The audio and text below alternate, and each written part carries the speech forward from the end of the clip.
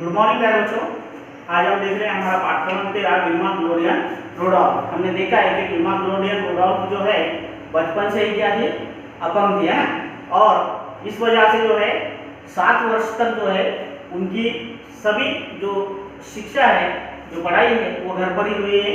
और जब विल्मा विद्यालय गई तब जो है विद्यालय के अंदर 2 गुट निर्माण हो गए थे और वहां पर जो है श्वेत वर्णीय लोग विद्यार्थी और श्याम वर्णीय विद्यार्थी, ऐसे 2 विद्यालय वहां पर बन गए थे। और हमने देखा है कि जो विल्मा की जो पिताजी है वो सामान ढोने का काम किया करते थे और माँ जो है गोरे लोगों के यहाँ पर जो है सफाई, बर्तन धोने का काम, ये सभी काम वो जो है वहां पर किया करती थी। और इसी वजह से जो है उनका जो है विल्मा की तरफ पूरा ध्यान नहीं रहा। इसी वजह से जो है विल्मा को क्या हो गया है, चेचक, गलगंड, स्कारलेट फीवर जैसी जो है बीमारियों से वो ग्रस्त हो गई है, बीमार हो गई है। और फिर उन्होंने जो है बहुत से डॉक्टरों को जो है विल्मा को बताया, तो डॉक्टर ने उन्हें क्या बताया कि विल्मा को क्या हो गया है, पोलियो हो गया है। अब वो जो है विल्मा कभी भी चल नहीं पाएगी, ऐसा जो है डॉक्टर ने कहा है। फिर जो है श्रीमती रुडॉल्फ जो विल्मा की माँ है, वो उन्हें जो है 50 मील दूर एक अस्पताल में लेकर गए। वहां पर जो है डॉक्टर ने जो है विल्मा को धातु की टांग लगाई और धातु के टांग के सहारे जो है उन्होंने उसे चलना सिखाया है।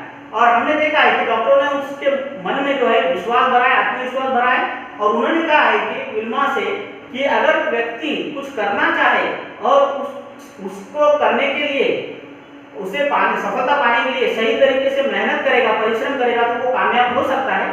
ऐसा जब डॉक्टर ने कहा तो कुछ दिनों बाद जो है विल्मा ने जो है उसके मन में जो है कुछ सीखने की इच्छा पैदा हुई है और मात्र 12 वर्ष की उम्र में जो है विल्मा बिना बैसाखियों के और बिना धातु के टांग के जो है सामान्य रूप से जैसे हम लोग चलते हैं वैसे चलने लगी है। तो यहाँ पर देखिए इस चित्र में हमें दिख रहा है कि विल्मा को जो है धातु के टांग के सहारे जो है डॉक्टर चला रहे हैं, ये देखिए, ठीक है। अब देखिए आगे, ऐसा संभव हुआ श्रीमती रुडॉल्फ के अथक परिश्रम और विल्मा की प्रबल चेष्टा के कारण। इसके बाद विल्मा ने कभी पीछे मुड़कर नहीं देखा। वे अपने बहन योलांडा की तरह बास्केटबॉल की टीम में शामिल हो गई। उनकी खेल प्रतिभा को देखकर हाई स्कूल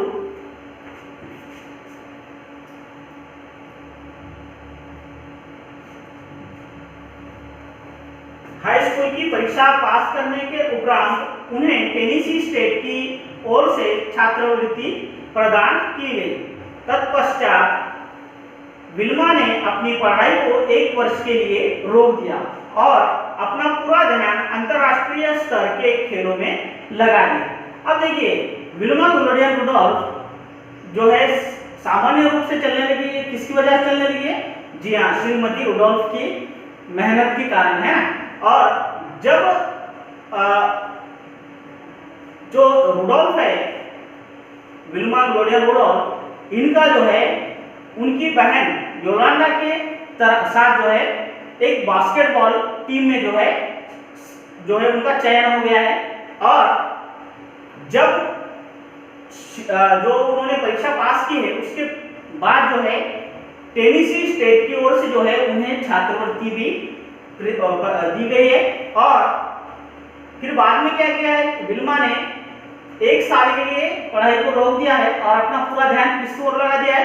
जी हाँ, अपना पूरा ध्यान जो है अंतर्राष्ट्रीय स्तर के जो खेल है उनकी ओर लगा दिया है। अब देखिए आगे, सारी बाधाओं को पीछा छोड़ते हुए विल्मा ने अपनी टीम को स्टेट चैंपियन का दर्जा दिलवाया।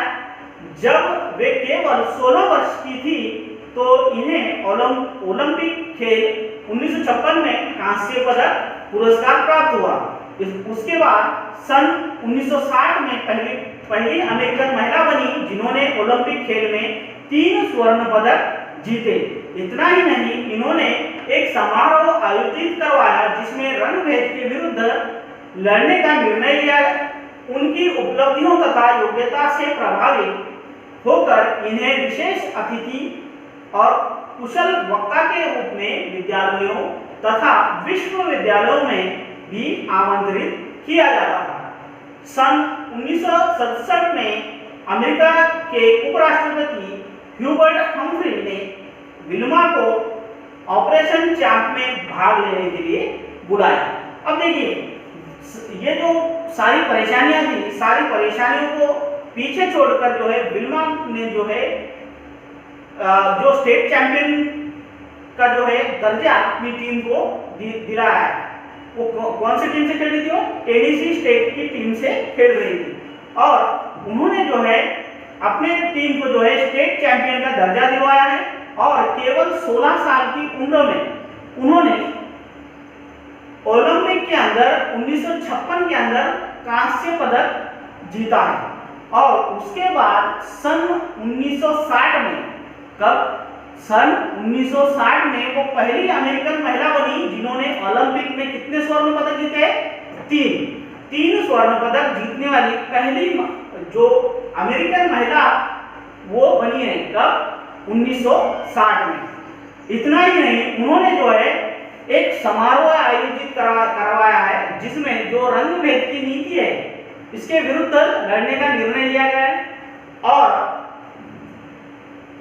उनकी जो प्रतिभा है और जो उनकी जो उपलब्धियां हैं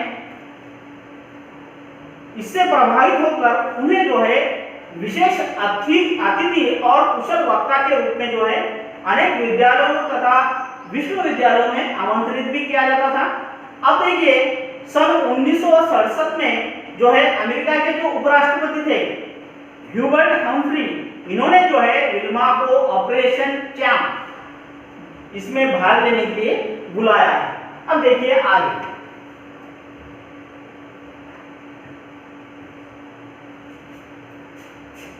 विल्मा ने विल्मा रुडोल्फ फाउंडेशन नाम की एक संस्था भी खोली जिसमें विभिन्न प्रकार के खेलों का मुफ्त प्रशिक्षण, पढ़ाई लिखाई एवं अन्य सुविधाएं दी जाती हैं। सन 1977 में इन्होंने आत्मकथा लिखी जिसका शीर्षक था विल्मा। इसी आत्मकथा पर एक फिल्म भी बनी है। विल्मा का जीवन अत्यंत प्रेरक है। उन्होंने यह सिद्ध कर दिया कि प्रयत्न एवं परिश्रम के द्वारा अक्षम होते हुए भी व्यक्ति सक्षम हो सकता है।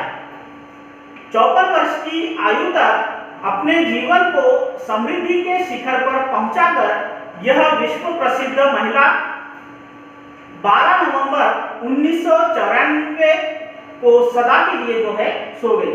देखिए, विल्मा रुडोल्फ ने जो है विल्मा रुडोल्फ फाउंडेशन नाम की एक संस्था खोली है जिसमें जो है सभी प्रकार के जो खेल है उसका मुफ्त प्रशिक्षण दिया जाता है और पढ़ाई लिखाई और अन्य सुविधाएं भी उसमें दी जाती है। और सन 1977 में जो है इन्होंने एक आत्मकथा लिखी है। उस आत्मकथा का शीर्षक क्या नाम है उस आत्मकथा का? जी हाँ, विल्मा। और इसी आत्मकथा के ऊपर एक फिल्म भी बनी हुई है। और विल्मा का जो जीवन है बहुत ही ज्यादा हमें जो है प्रोत्साहित करता है और उन्होंने यह सिद्ध करके दिखाया है कि अगर व्यक्ति प्रयत्न और परिश्रम के जो करेगा तो उसके द्वारा जो है अक्षम होते हुए भी यानी अपंग होते हुए भी जो है वो सक्षम व्यक्ति की तरह हो सकता है। ऐसा जो है यहाँ पर हमें इससे प्रेरणा मिलती है। और उनकी जो है 54 वर्ष की आयु में जो है उन्होंने जो है अपने जीवन को समृद्धि के जो है बहुत ऊंचाई तक पहुंचा दिया था। और ये जो विश्व प्रसिद्ध महिला है 12 नवंबर 1994 को जो है इनकी मृत्यु हो गई है। इस तरह से ये पाठ हमने देखा है। अब देखिए इस पाठ में आए हुए नए शब्द।